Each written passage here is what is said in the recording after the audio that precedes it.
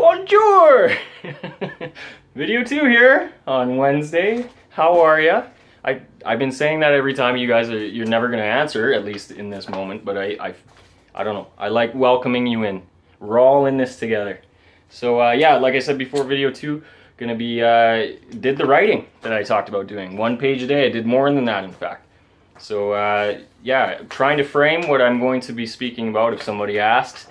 It's not the elevator version yet, the elevator speech, but it's getting there. It's more than I had on Sunday. So I don't want to burn up too much time on this one, so without further ado, actually, I do want to give a bit of a disclaimer. This may get serious. And for those of you that don't know me, that have been watching the previous videos, yeah, there's a bit of a serious side here. I know it's hard to believe from this lunatic sounding person, but it's there, it exists. So anyways, if it gets too serious, the underwear is going back on my head, just to, I guess, break the tension for me by myself in my room. But here we go. So, in terms of what I want to talk about, what I'm looking to do, I want to find the one person in the crowd who is completely overwhelmed by the gravity of their situation. Someone who is looking at all the damage done and they see no resolution. No belief there is a path anymore out of the chaos.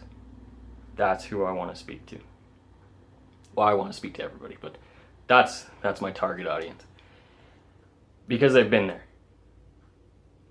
Staring down a situation where I was desperately trying to take myself out, but for want of not ending in front of my kids.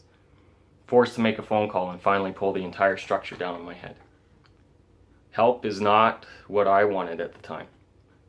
A solution is not what I wanted. In that specific moment, I wanted to spare my kids the nightmare of a parent dropping in front of them, in addition to everything else I had already put them through. But that's all.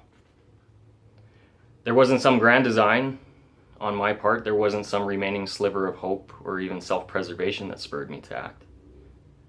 Did I believe there was a new life ahead? No.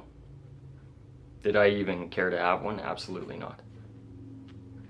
But I do have one. One is here, and it turns out it's not too bad. Even folding laundry and making a video on a Wednesday afternoon. I guess what I want to say to someone out there is this. I know your heart is breaking right now. You look at your life at various points filled with promise and grace, and all you can see is the damage that you caused. I know it looks irreparable. I know it tears your heart out that you could have done those things and that you could have become that person. And you're trying to make sense of why all these moments that were intended to be turning points, children, family, a career, never seem to be the thing to turn things around. I know how it feels to believe that you did nothing more than let everybody that you know down.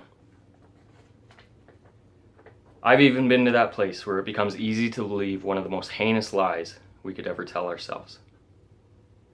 That place where we can no longer see how this world is any better with us in it.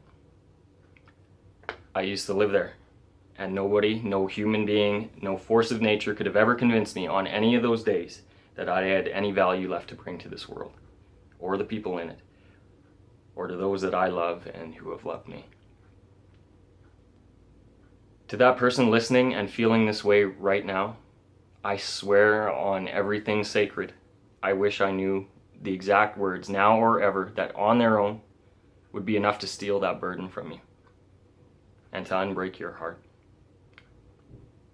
I think about what I would have wanted to hear that February morning, and I gotta be honest with you, I'm not sure what would have helped, even now. It's hard to think that anything would have helped besides just letting what was about to happen. But still, I've tried so hard to think of what today me would say to me back then, given that chance, and like I said, I have no idea. And for a words guy, it really pisses me off when the words fail to come.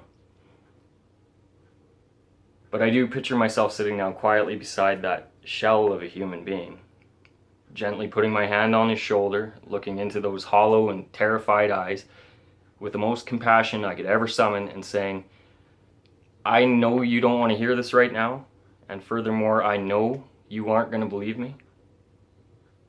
But all of this, gets better. I had no way of knowing then. No reason at all to believe it. But that would have been, and that is the absolute truth. All at once, though, I recognized the person I was then would have told the person I'd have become now to go.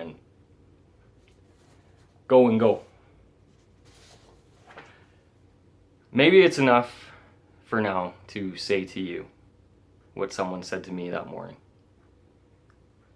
I will be there. We will be there. Just leave the door unlocked so we're able to get in. That's what I want to talk about. You're trying hard not to show it. But Facebook, I know it. You've lost that loving feeling. Whoa, that loving feeling. You've lost that loving feeling. Now it's gone, gone, gone.